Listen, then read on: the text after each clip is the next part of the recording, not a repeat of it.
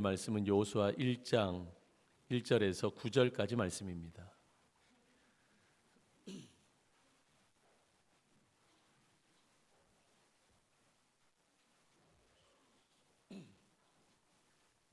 여호수아 1장 1절에서 9절까지 말씀, 저와 여러분들이 한 절씩 교독하겠습니다. 제가 먼저 1절 읽습니다. 여호와의 종 모세가 죽은 후에 여호와께서 모세의 수종자 눈의 아들 여호수아에게 말씀하여 이르시되, 내 종 모세가 죽었으니 이제 너는 이 모든 백성과 더불어 이 요단을 건너 내가 그들 곧 이스라엘 자손에게 주는 그 땅으로 가라. 내가 모세에게 말한 바와 같이 너희 발바닥으로 밟는 곳은 모두 내가 너희에게 주었노니 곧 광야와 이 레바논에서부터 큰가 곧 유브라데 강까지 해쪽 속의 온 땅과 또 해지는 쪽 대해까지 너희의 영토가 되리라. 내 평생에 너를 능히 대적할 자가 없으리니 내가 모세와 함께 있었던 것 같이 너와 함께 있을 것임이니라. 내가 너를 떠나지 아니하며 버리지 아니하리니 강하고 담대하라. 너는 내가 그들의 조상에게 맹세하여 그들에게 주리라 한 땅을 이 백성에게 차지하게 하리라. 오직 강하고 극히 담대하여 나의 종 모세가 내게 명령한 그 율법을 다 지켜 행하고 우로나 좌로나 치우치지 말라. 그리하면 어디로 가든지 형통하리니 이 율법책을 내 입에서 떠나지 말게 하며 주야로 그것을 묵상하여 그 안에 기록된 대로 다 지켜 행하라. 그리하면 내 길이 평탄하게 될 것이며 내가 형통하리라. 함께 읽습니다. 내가 내게 명령한 것이 아니냐. 강하고 담대하라. 두려워하지 말며 놀라지 말라. 내가 어디로 가든지 내 하나님 여호와가 너와 함께 하느니라 하시니라. 아멘. 그럼 기억나실지 모르겠는데 2025년 시작하면서요, 송구영신 예배 때 제가 사사기 2장 말씀으로 말씀을 나누었습니다. 그래서 올해는 우리가 다음 세대가 더 강력한 교회가 되어지기를 위해서 비전을 선포했습니다. 그 말씀 가운데 신앙의 1세대, 2세대가 흘러가고 신앙의 3세대가 되었을 때 이 사사시대 때 하나님을 모르는 세대가 나타났다라는 표현이 나옵니다. 하나님을 모르는 세대가 왜 이렇게 생겨나게 됐을까요? 저는 말씀을 해석하면서 그런 생각이 들었습니다. 교육의 부재였다. 말로도 삶으로도 교육은 부재였다. 교육을 부모 세대가 자녀 세대에게 잘 하지 못했던 거예요. 그래서 이 하나님의 말씀, 하나님의 역사, 하나님의 거룩한 전쟁, 성전을요 이렇게 우리 자녀들에게 잘 물려주어야 되겠다. 그런 마음에서 올해 주일 이 낮 예배 시간에는요 여호수아서를 강의하려고 합니다. 여호수아서는 이스라엘 백성들이 가나안 땅에 들어가서 하나님이 하신 역사와 승리를 배우기 위해서예요. 그리고 금요 기도에는 광야에서 행하셨던 하나님의 놀라우신 일하심이 기록되어져 있는 민수기 중후반, 이 민수기 중후반이 이제 진짜 광야의 삶을 시간적인 순서로 기록하고 있거든요. 그래서 이 부분을 이미 강해를 시작했습니다. 여러분 금요기도에 많이 나오시기를 바랍니다. 그래서 여러분 이 여호수아 말씀과 민수기의 말씀을 통해서 여러분 우리 부모 세대가 더 단단해져야 돼요. 하나님의 말씀으로 단단해져야 돼요. 그리고 나서 그 신앙의 유산을 우리의 자녀들에게 물려주어야 할 줄로 믿습니다. 그래서 오늘 여호수아 강해를 이제 시작합니다. 여호수아 강해를 시작하면서요 매주일마다 소제목이 있을 거예요. 그런데 이 여호수아서 전체를 아우르는 큰 제목을 하나 정해봤습니다. 이겁니다. 우리 같이 한번 읽어볼까요? 시작. 하나님이 하셨고 하나님이 하십니다. 할렐루야. 그럼 너무 많이 들은 이야기. 여러분 잘 아시잖아요. 제가 우리 중동교회 후임한 지가 거의 4년 남짓, 4년쯤 되었습니다. 그러면서 4년 동안 제가 이 본문의 말씀으로 2번의 설교를 했어요. 첫 번째는 제가 사역을 시작하면서 우리 교회 나아갈 방향성에 대해서 설교를 하면서 이 본문으로 말씀을 한번 드렸습니다. 그리고 작년에 우리 50주년 때 이 본문의 말씀으로 앞으로 하나님께서 우리 교회 가운데 어떤 역사들을 일으키실 것인지 그 비전을 선포하면서 이 말씀을 한번 나눴어요. 오늘 3번째입니다. 목사님 또 똑같은 말씀 하시려고요? 맞습니다. 똑같은 말씀 드릴 거예요. 그런데 여러분 오늘 또 새로운 여러분들에게 적용되어지는 또 다른 말씀을 또 전하려고 합니다. 오늘 본문으로 한번 들어가 볼까요? 성경에서 하나님이 가장 자주 반복하시는 명령이 뭐라고 생각하십니까? 한번 떠올려 보실래요? 그러면 서로 사랑하라일까? 겸손하라일까? 기도하라일까? 전도하라일까? 이런 여러 가지 주제들이 떠오르죠. 근데 맞습니다. 그것도 다 중요한 주제라서 성경이 강조하고 계십니다. 그런데 성경에서 가장 자주 나오는 하나님의 명령이 뭐냐면 놀랍게도 두려워하지 말라예요. 두려워하지 말라. 이건 제 얘기가 아니라 통계로 나옵니다. 성경에서 가장 많이 반복되는 명령 두려워 말라가 성경에서 약 365번 정도 반복해서 이 말씀을 하나님이 하십니다. 365 하니까 뭐가 떠오르세요? 예? 1년이 365일이에요? 맞아요. 여러분 뭔가 매칭이 되지 않아요? 하나님께서 두려워하지 말라 놀라지 말라를요 우리 가운데 매일매일 말씀하신다 생각하면 됩니다. 조금 더 디테일하게 우리의 여러분 숫자가 아니라 이 의미를 해석해 보면 우리가 살아가는 순간에 두려움이 참 많은데 그럴 때마다 하나님 우리 가운데 말씀하신다 생각하시면 돼요. 두려워하지 말라 놀라지 말라. 그런데 하나님께서 왜 이렇게 자주 두려워하지 말라라고 말씀하신 이유가 뭐겠습니까? 그 이유를 알아야 돼요. 여러분 우리는요 부르심의 자리가 있어요. 하나님이 우리를 부르셨습니다. 그게 소명이라고 그래요. 근데 하나님이 부르신 그 소명의 자리에서 우리가 뭘 해야 되느냐? 사명을 감당해야 됩니다. 하나님의 부르신 소명의 자리에서 하나님의 사역, 하나님의 일, 그 일들을 감당해야 하는 겁니다. 근데 그 일을 시작하기도 전에 우리를 침몰시키는 아주 중요한 원인이 있어요. 일도 시작하기 전에 우리가 참 침몰하는 이유, 그게 뭐냐면 두려움 때문이에요. 두려움. 그래서 오늘 본문에서도 계속해서 하나님 말씀하십니다. 놀라지 말라, 두려워 말라, 담대하라. 내가 너와 함께 할 거야. 내가 너를 떠나지 않을 거야. 하나님께서 여호수아에게 이 말씀을 계속 하시는 겁니다. 근데 여러분, 이 말씀을 통해서 여호수아가요, 무언가 어딘가에 사로잡혀서 적어도 지금 여호수아는 어떤 큰 두려움 가운데 있다라는 걸 우리는 알 수 있어요. 그러면 여호수아가 겁쟁이에요. 뭔가 일을 시작하기도 전에 저 구석에서 나는 할 수 없다고 눈물 짓고 막 두려워하고 벌벌 떠는 그런 겁쟁이입니까? 그런 사람이 아니에요. 40년 전의 여호수아. 여러분 그 40년 전의 여호수아는요 이스라엘의 탁월한 11명의 리더들과 함께 가나안으로 정탐을 갔습니다. 그곳에서 거인족 아낙 자손을 그는 보고 왔습니다. 그랬더니 나머지 10명의 정탐꾼들은 뭐라고 말합니까? 도저히 저들과 우리는 싸워서 이길 수가 없습니다. 우리는 저들 앞에 메뚜기 같습니다 라고 말했거든요. 근데 여호수아는 어땠어요? 갈렙과 더불어서 우리는 저들과 이길 수 있습니다. 저들은 우리의 밥입니다. 장담했거든요. 여러분 그런 믿음의 사람이 여호수아였습니다. 그런데 이렇게 위대했던 용사였던 여호수아가 지금은 왜 이렇게 두려워 떨고 있냐는 거죠. 그래서 하나님께서 우쭈쭈 달래듯이 아이를 달래듯이 두려워하지 마 여호수아야, 놀라지 마 여호수아야, 내가 너하고 함께 할 건데 뭐가 두려워? 두려워하지 마. 왜 이렇게 여호수아가 두려워하고 있냐라는 겁니다. 저는 오늘 본문의 말씀과 이 상황을 들어서 여호수아의 세 가지 두려움의 이유를 여러분들에게 말씀드리겠습니다. 첫 번째는요, 오늘 본문의 1절에 여호와의 종 모세가 죽은 후에라고 시작하죠. 모세의 부재는 여호수아를 두렵게 하기에 충분했습니다. 왜? 여호수아는 모세를 대신해서 그 리더십이 되어야 됐기 때문에. 그럼 모세가 어떤 사람이에요? 모세는요 난세의 영웅이었습니다. 그들 가운데 최고의 리더였습니다.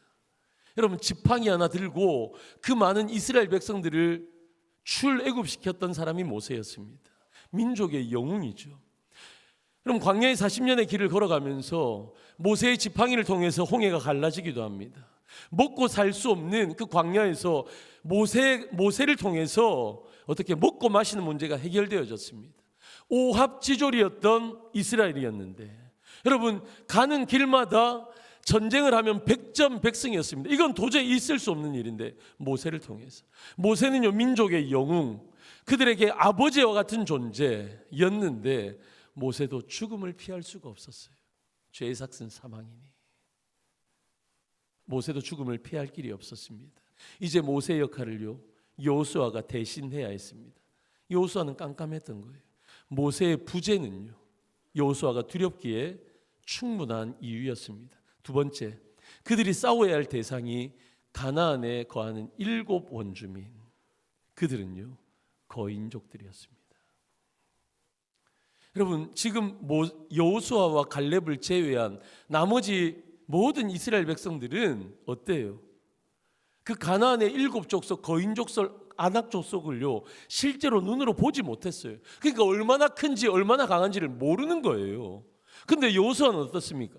자기 눈으로 보고 온 거예요. 근데 40년 전에는 당장 싸울 일은 아니라고 그렇게 생각할 수 있었겠죠. 근데 지금은요 이제 요단강 건너가면 그들과 싸워야 되는 거예요. 어떻습니까? 두려울 수 있어요. 상대방이 이렇게 무서운데 왜 두렵지 않겠습니까? 두려울 수 있어요.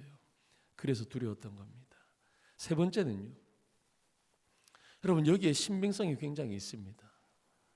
모세의 죽음과 가나안의 상황보다 더 두려웠던 것은요 여호수아의 두려움은 그들과 함께하는 백성들 때문이었습니다. 여러분 아십니까? 외부의 적보다 내부의 적이 훨씬 무서워요. 외부의 적은요 내부에서 똘똘 뭉쳐서 싸우면요 이길 수 있어요. 근데 외부의 적이 아무리 강하든 아무리 약하든 여러분 내부에 분열이 생긴다, 내부의 적이 있다, 이건 이길 수 없는 겁니다. 여러분 여호수아가 바라보았던 이스라엘 백성들, 광야 40년의 이스라엘 백성들의 모습이 어땠어요? 불평과 불만의 대가였습니다. 다른 사람들 탓하기 선수들이었습니다. 여러분 모세를 향해서도 서슴없이 거침없이 모세를 향해서 원망하고 불평했던 사람, 그 부정적인 시선으로 계속해서 모세를 보았던 사람, 그들이 이스라엘 백성들이었습니다. 모세를 향한 불만은요 여호와를 향한, 하나님을 향한 불만이었거든요. 여러분 여호수아는요 모세 곁에서 이걸 다 보았던 겁니다. 이걸 다 겪어냈던 거예요. 상황이 어려운 것도 두려웠지만 내부에 적이 있으면 더 두려운 거거든요. 그러니까 이런 상황으로 인해서 여호수아는 두려울 수밖에 없었어요. 그러니까 그 두려워하는 여호수아에게 하나님 말씀하십니다. 놀라지 말라, 두려워 말라, 담대하라. 여러분 저는 이 여호수아의 두려움을 바라보면서 우리에게도 두려움이 있는 것 한번 체크해 봤어요. 여러분들 가운데 체크되어지잖아요. 여러분들 상황 가운데서 크든 작든 두려움이 있잖아요. 왜 그렇습니까? 저는 저를 한번 돌아봤습니다. 제가 중동교회에 목회를 하고 있는데, 여러분들을 섬기고 있는데, 이 목회를 하면서 나에게 두려움은 뭔가 한번 생각해 봤어요. 첫 번째는요 환경적인 인구 절벽입니다. 여러분 아시나요? 올해 부천 지역에 고등학교마다 거의 하나급씩 줄었다는 것 아십니까? 여러분 인구 절벽이요 심각해요. 심각해요. 목회를 하는 저로서는요 사회적인 현상도 그렇지만 이거는 굉장히 심각한 목회의 위협이다라는 생각이 듭니다. 여러분 하나급이 줄었다는 게 우리처럼 옛날에 저희가 학교 다닐 때 어땠어요? 뭐 15반, 20반 그것도 안 돼서 오전반, 오후반 나누고 그랬잖아요. 기억나시나요? 그랬는데 여러분 요즘에 학교들 가보세요. 3반, 4반, 조금 많으면 5반, 6반, 7반. 그것도 인원이요. 저희 다닐 때 60명, 70명이었는데 요즘 30명도 안 돼요. 20명. 근데 거기에서 또 한 반이 줄었다. 고등학교들마다. 심각한, 여러분 저에게는 목회의 위협입니다. 두 번째는요. 요즘 시대적인 사조가 어떻습니까? 요즘 시대적인 사조는요. 우리의 성향은요. 개인주의로 바뀌어져 있습니다. 나밖에 몰라요. 나만 아니면 돼요. 여러분 이것이 사회적인 풍토인데 여러분 이것은요 저의 목회에 굉장히 위협적입니다. 저는요 하나님의 말씀에 따라 공동체를 강조해야 돼요. 교회가 얼마나 중요한지, 하나님께서 부르심을 받은 하나님께로부터 부름을 받은 우리 교회 공동체가 얼마나 중요한지, 여러분들의 초원과 여러분들의 목장이 얼마나 중요한지 저는 그걸 설파해야 되는 사람이에요. 근데 제가 아무리 이렇게 말씀으로 설교하고 설파하더라도 여러분들의 마음 가운데 개인주의로 가득 차 있어서 그래 중요하죠. 근데 나는 내가 더 중요해요. 그런 마음이 여러분들 가운데 있으시다면 여러분 그런 목회를 하는 저는요, 이 개인주의가 정말 위협이 되어집니다. 진짜 위협은요, 여러분과 저 자신입니다. 우리가 얼마나 부족합니까? 이런 상황 속에서 이걸 헤쳐나갈 수 있을까? 부족한 저를 보면요, 참 두렵습니다. 여러분 제 설명을 드렸지만 여러분들도 그러실 수 있어요. 크고 작던 자녀들의 문제, 건강의 문제, 내가 조금 아픈데, 내가 뭐 좀 이상이 있는데, 그래서 건강검진 받고, 그래서 어떤 병원을 가서 이 전체 검진을 받아야 되는데 그 전에 두려움. 여러분 일일이 열거하지 않아도 우리 가운데 두려움이 너무 많습니다. 하나님 그런데 그런 저와 여러분들에게, 여호수아에게 말씀하십니다. 두려워하지 말라. 근데 두려워하지 말아야 할 이유에 대해서도 하나님은 말씀하십니다. 두려워하지 말아야 할 이유가 무엇입니까? 그 첫 번째는요, 함께 하시는 하나님. 하나님이 우리와 함께 하신다는 것 때문에 우리가 두려워하지 말아야 합니다. 우리 5절 말씀 우리 같이 읽습니다. 시작. 내 평생에 너를 능히 대적할 자가 없으리니 내가 모세와 함께 있었던 것 같이 너와 함께 있을 것임이니라. 내가 너를 떠나지 아니하며 버리지 아니하리니. 아멘. 내 평생에, 너의 평생에 너를 능히 대적할 자가 없을 거야. 가나안의 7 족속 거인족들 안악자손 문제 안 돼. 왜? 모세와 함께 있었던 것 같이 내가 너와 함께 할 것이기 때문에. 할렐루야. 여러분 광야에서 40년의 광야에서 얼마나 수많은 전쟁들이 있었어요. 먹고 마시는 문제 만만치 않았어요. 한두 명이 아니잖아요. 근데 여러분 아무것도 없는 광야 사막이었잖아요.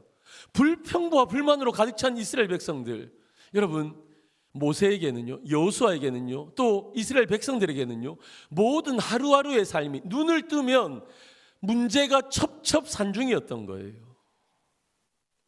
근데 그때마다 하나님께서 어떻게 이 문제를 해결하십니까? 우리 하나님은요, 모세를 통해서 그 일들을 이루신 거예요. 그 문제들을요, 모세를 통해서 하나님께서 해결하셨던 겁니다. 먹고 마시는 문제도, 일상의 모든 문제도. 여러분 하나님은 만나와 메추라기로, 모세의 지팡이로 반석을 치니까 물이 나왔고요. 여러분 하나님은 모세를 통해서 늘 일하셨던 겁니다. 여러분 그 놀라운 기적을 모세의 곁에서, 모세의 가장 가까운 곁에서 여호수아는 늘 그걸 지켜봤던 거예요. 여러분 여호수아는 두려움의 원인이 많았습니다. 이유가 많았습니다. 그런데 하나님이 두려워하지 말라 말씀하시면서 모세와 함께 있었던 것처럼 내가 너와도 함께 할 거야. 여러분 여호수아는요, 이제 진격해야 됩니다. 요단을 건너서 가나안 땅으로 진군해야 됩니다. 여러분 그런데 거기에는 가나안 족속이 있죠. 우리는 부족하죠. 상황, 환경 뭐 여러 가지가 말도 안 되는 거예요. 자살 행위입니다. 거기를 들어간다는 것은. 그런데 하나님이 두려워하지 말라고 하신 이유는 모세와 함께 있었던 것처럼 내가 너와도 함께 할 것이다. 할렐루야. 두려울 게 뭐가 있어요? 하나님이 함께 하신다는데. 두 번째입니다.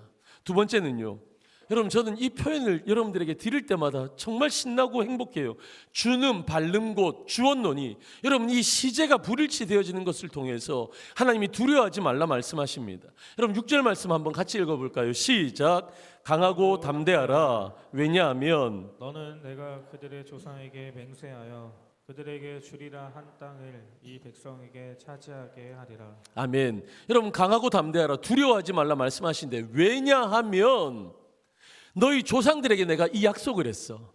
어떤 약속이냐? 내가 주리라 한 그 땅을 너희는 차지하게 될 것이다. 내가 줄 거라고 약속했어. 하나님의 약속 때문입니다. 여러분 이 약속을 누가 하셨어요? 하나님이 하셨잖아요. 근데 우리 하나님 어떤 분이세요? 우리 하나님은요, 변치 아니하시는 하나님이세요. 시건치 아니하시는 하나님. 한번 말을 뱉으면요, 그것을 반드시 지키시는 분이 우리 하나님이세요. 근데 여러분 어떠세요?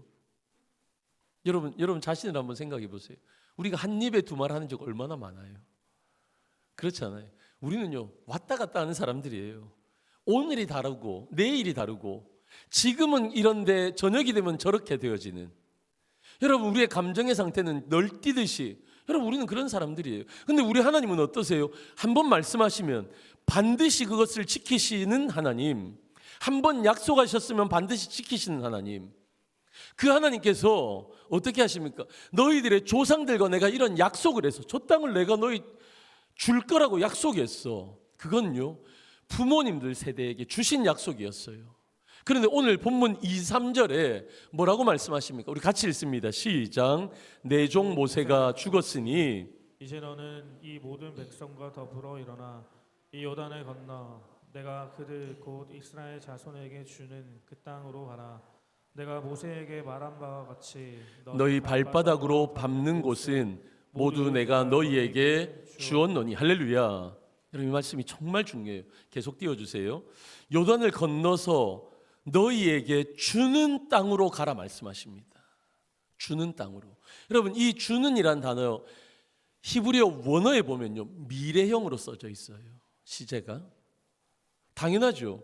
지금 이스라엘 백성들이 요단 동편에 있어요. 요단 동편에 있다는 것은 여기 이제 가나안이 있으면 요단강이 여기 있거든요. 그러니까 여기에 지금 있는 거예요. 이스라엘 백성들이 요단을 건너서 이제 가나안에 들어가는 거예요. 지금 이스라엘 백성들이 있는 요단 동편은 아직 가나안에 들어가지 않았다라는 겁니다. 요단을 건너지 않았다는 겁니다. 그러니까 주는 그 땅, 이 줄 땅 미래형으로 쓰는 게 맞습니다. 더불어 마찬가지로 두 번째 밟는 곳이, 여러분 지금 이스라엘 백성들이 가나안 땅을 밟았어요, 안 밟았어요? 안 밟았죠. 그러니까 이 밟는 곳, 이 표현도요 미래형으로 쓰는 게 많습니다. 그러니까 히브리어 원어에는요 밟는 이곳이요 어떻습니까? 미래형으로 써져 있어요. 그러니까 히브리어에서는 미완료형, 우리나라나 영어 말로는 뭐예요? 미래형이라는 시제를 쓰고 있는 겁니다. 근데 여기서 문제가 생겼어요. 저기까지는 이해가 됩니다. 이스라엘 자손에게 주는 그 땅으로 가라. 내가 모세에게 말한 바와 같이 너희가 발바닥으로 밟는 곳은, 밟을 곳은 미래형으로 다 썼는데 그 다음에 모두 내가 너희에게 주었노니, 뭐예요? 한 문장에 미래형으로 썼다가 갑자기 과거형, 시제가 일치하지 않는 거예요. 여러분 문법적으로는 이건 틀린 거예요. 틀린 거. 여러분 그런데 우리 하나님이 어떤 분이십니까? 우리 하나님은요 모든 것을 창조하신 분이세요. 그 창조하신 것 가운데 언어도 하나님의 창조의 작품입니다. 그러니까 우리 하나님은요 어떤 언어학자들보다 언어에 대해서 완벽하게 아신 분이 우리 하나님이세요. 근데 이 시제 불일치를 모르실까요? 이 문법을 몰라서 우리 하나님께서 이걸 쓰셨을까요? 그게 아니에요. 신학자들은 이 표현을 이렇게 말합니다. 예언적 과거라. 주었노니, 예언적 과거. 구약의 예언자들이 이 예언적 과거를 사용하면 하나님의 약속이 반드시 성취될 것이라는 확신을 심어주시는 하나님의 의지라는 거예요. 이게 하나님의 의지는요 이스라엘 백성들이 아직 가나안 땅에 들어가지 않았어요. 요단을 건너지 않았어요. 아직 그 땅을 취하지 않았어요. 전쟁 한번 해보지 않았어요. 그런데 그건 먼 미래형인데 과거형을 사용하시면서 가나안은 이미 내가 너희들에게 주었다라고 하나님의 의지를 하나님께서 강력하게 표현하신 겁니다. 하나님이 주신다면 그건 이미 미래형이지만 과거형으로 내가 취하게 된 겁니다. 내 거 된 거예요. 그런데 한 가지, 여기에서 한 가지, 하나님이 이스라엘 백성들에게 한 가지 조건부의 말씀을 하십니다. 너희 발바닥으로 밟으라 말씀하십니다. 그럼 여기에서요 우리 아주 신학적인 중요한 주제가 하나 나와요.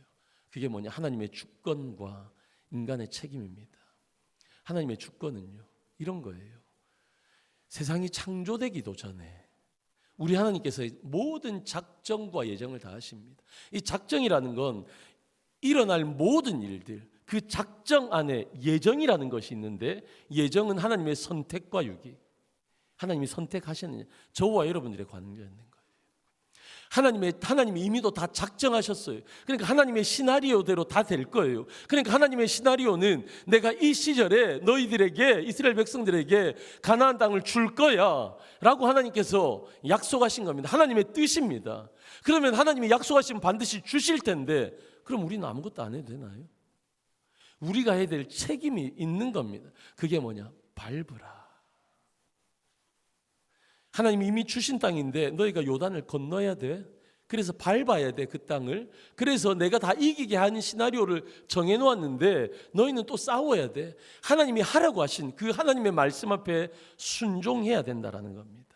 그래서요, 이미 주신 땅을 믿음으로 순종하며 취하라 하나님 우리 가운데 말씀하시는 거예요. 하나님의 말씀에 순종해서 이스라엘 백성들은 나아가야 됐어요.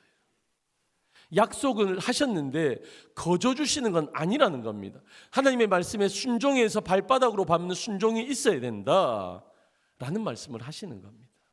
여러분, 그러면요, 하나님이 약속하셨으니까, 하나님이 주신다 하셨으니까 어떻게 해요? 그냥 발바닥으로 순종해서 나아가면 돼요. 근데 지금 상황이 어떻다고? 여호수아가 두려워하고 있는 거예요.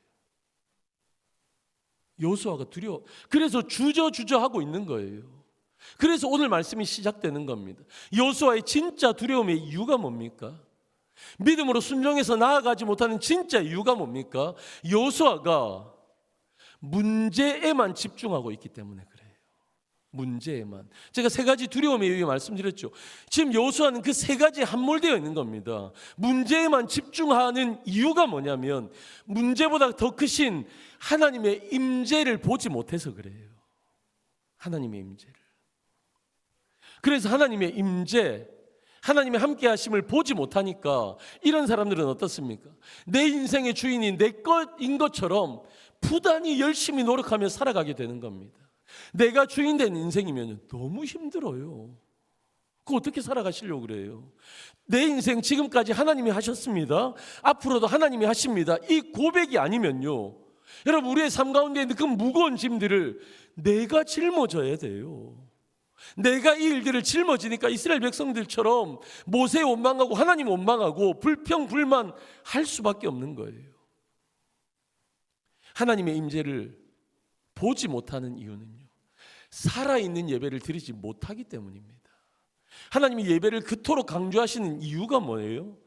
여러분, 우리가 예배를 통해서 비로소 문제에만 쏠려있던 우리의 마음을 진짜 예배를 드릴 때 어떻게 됩니까? 문제보다 훨씬 더 크신 하나님께 두며 하나님께 집중할 수 있기 때문에 하나님은 예배를 그렇게 강조하시는 거예요. 여러분, 우리가 지금 예배를 드리고 있습니다.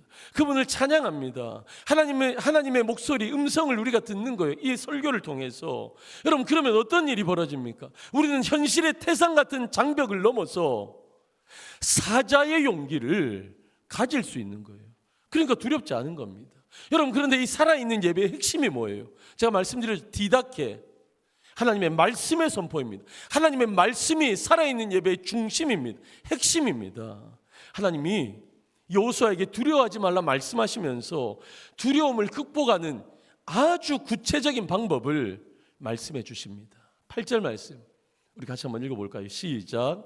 이 율법책을 내 입에서 떠나지 말게 하며 주야로 그것을 묵상하여 그 안에 기록된 대로 다 지켜 행하라. 그리하면 내 길이 평탄하게 될 것이며 내가 형통하리라. 아멘. 이 율법책을 너희 입에서 떠나지 말게 하며 주야로 아침이든 저녁이든 앉아서든 일어나서든 언제든지 그 말씀을 묵상하라. 그리고 묵상하는 것으로 끝나는 것이 아니라 기록된 대로 묵상한 내용대로 너희의 삶 가운데 다 지켜 행하라. 그리하면 형통할 것이다. 그리하면 평탄하게 될 것이다. 이 형통과 평탄을 다른 말로 바꾸면 내가 너희에게 승리를 줄 것이다. 승리의 비결이 뭐라고요? 하나님의 말씀 안에 있다는 겁니다. 여러분, 아무리 지혜로운 인간의 말이라 할지라도 그 결국이 뭔 줄 아세요? 결국 안 된다는 거예요. 결국 어렵다는 거예요. 결국 불가능하다는 거예요. 진짜 지혜로운 사람은 내 힘으로 안 되는 걸 경험하고 말할 수밖에 없거든요. 그래서 인간의 지혜는 한계가 있습니다. 여러분, 우리의 인간의 지혜로 무언가 하잖아요. 내 삶을 살아가고 여러분들의 섬김을 섬기고, 근데 우리의 고백이 뭡니까? 안 된다. 부정적인 거예요. 그래서 우리는 말씀 앞으로 나가야 됩니다. 그분의 임재하심 앞으로 나가야 됩니다. 여러분 생각해 보세요. 여호수아는 200만 명의 백성을 다스리는 정치 지도자였어요. 여러분, 그리고 크고 작은 전쟁을 계속 치러내야 하는 장군이었어요. 정치하고 장군이고 판결해야 되고. 여러분, 여호수아의 24시간이 24시간이었겠어요? 얼마나 바쁜 삶을 살았겠어요? 하루가 48시간이었으면 하루가 100시간이었으면 좋겠다. 여호수아가 그런 마음으로 여호수아가 살았을 거예요. 여러분, 그런데 놀라운 사실은요, 하나님이 이걸 모르셨을까? 다 아세요. 그런데 그렇게 바쁜 여호수아에게 우리 하나님께서는 말씀을 묵상하는 일에 최우선을 두라 말씀하십니다. 말씀을 묵상하는 일이 그만큼 중요하기 때문에 아무리 바빠도 말씀을 묵상하는 일에 가장 최우선 순위를 두고 하나님의 말씀을 묵상하라 말씀하시는 겁니다. 여러분, 말씀을 묵상한다라는 이 표현, 이걸요 그냥 우리가 요즘으로 생각하는 것처럼 그냥 성경 읽고 큐티 좀 하고 여러분 그걸로 생각하시면 안 돼요. 더불어서 말씀을 묵상한다는 것은요, 잘 될 거야라는 심리적인 효과도 아닙니다. 미래에 어떻게 될지도 모르는데 말씀을 묵상하면 잘 될 거야 확률 게임도 아니라는 겁니다. 하나님의 말씀을 묵상한다라는 것. 여러분, 이것은요, 하나님의 말씀을 묵상하며 하나님의 말씀이 우리 가운데 임할 때 이미 그것이 성취되어졌고, 그래서 우리는 그것을 취하면 된다라는 의미가 여기 포함되어 있는 겁니다. 오늘 본문에 예언적인 과거 말씀드렸잖아요. 주는 밟는 곳, 과거형과 미래형과 주언론이 과거형. 여러분, 이게 무엇을 말씀하시는 겁니까? 미래의 일이지만 하나님이 약속한 그 순간, 특별히 하나님의 말씀을 묵상하는 그 순간 이미 그 미래의 일은 완료형으로 되어진다.